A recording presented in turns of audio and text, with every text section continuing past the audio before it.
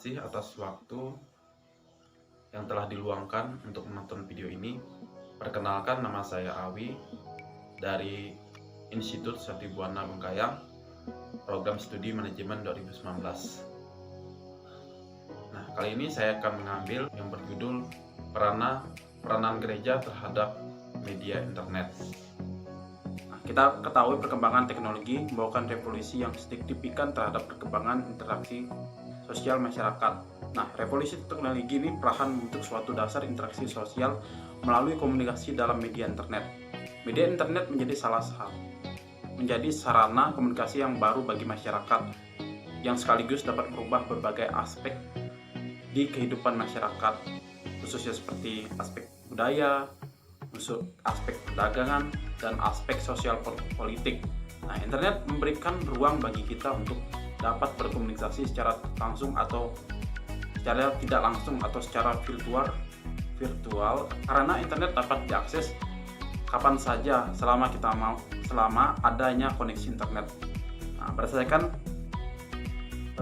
link resmi data indonesia.co.id dari laporan We Are Social, jumlah penggunaan media internet semakin meningkat, yang sebelumnya berjumlah 170 juta sekarang naik 12,35% menjadi 196 juta pengguna aktif media sosial.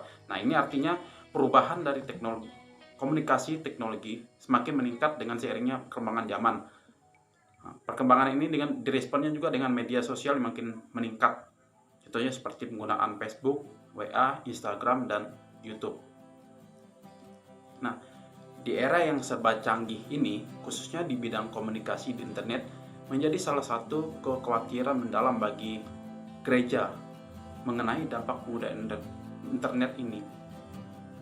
Perhatian gereja terhadap internet merupakan ungkapan istimewa yang sudah berlangsung lama terhadap komunikasi sosial.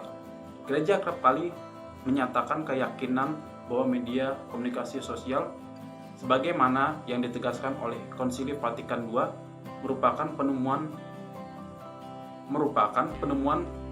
teknologi yang mengagumkan, yang meski telah melakukan banyak hal yang memenuhi kebutuhan manusia, internet dapat berbuat lebih banyak lagi, seperti penyebaran berita-berita yang belum pasti kebenarannya.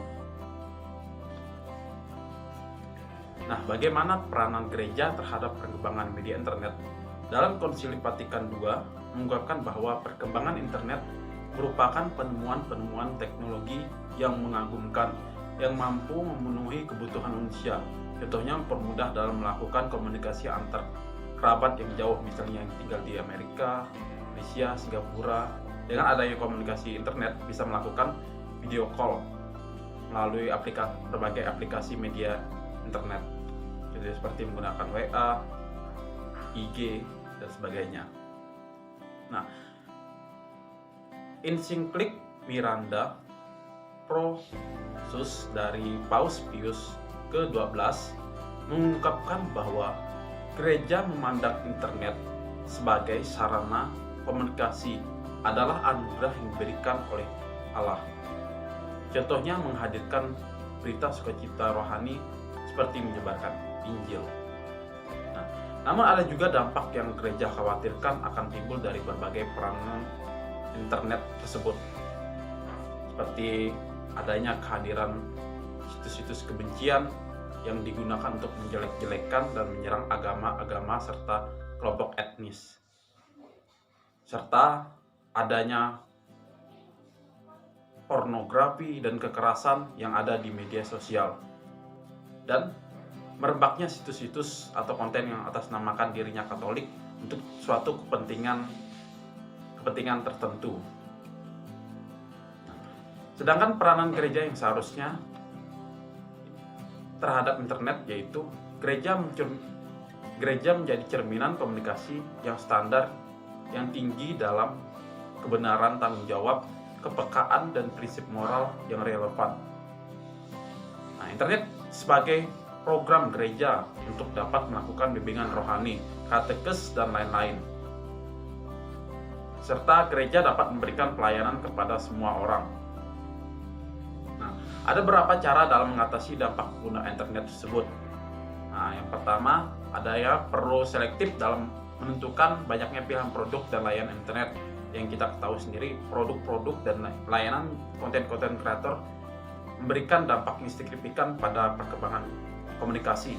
Contohnya seperti halnya tadi, menjelek-jelekan etnis tertentu dari konten-konten tersebut. Nah, selanjutnya, perlu banyak informasi mengenai masalah web internet yang dimana tidak ada realitas virtual yang bisa menggantikan kehadiran nyata Kristus dalam Ekaristi dan realitas sakramental.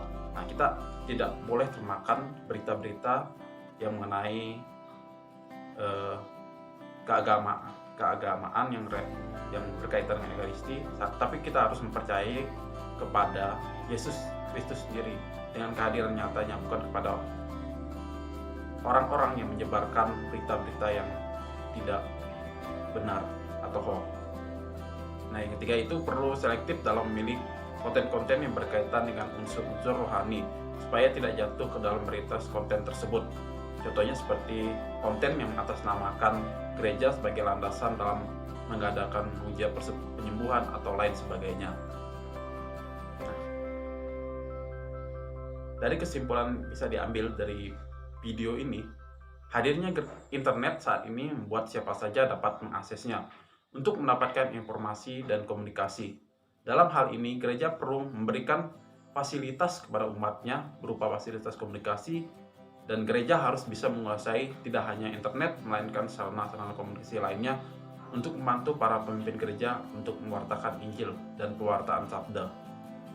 Begitu. Terima kasih.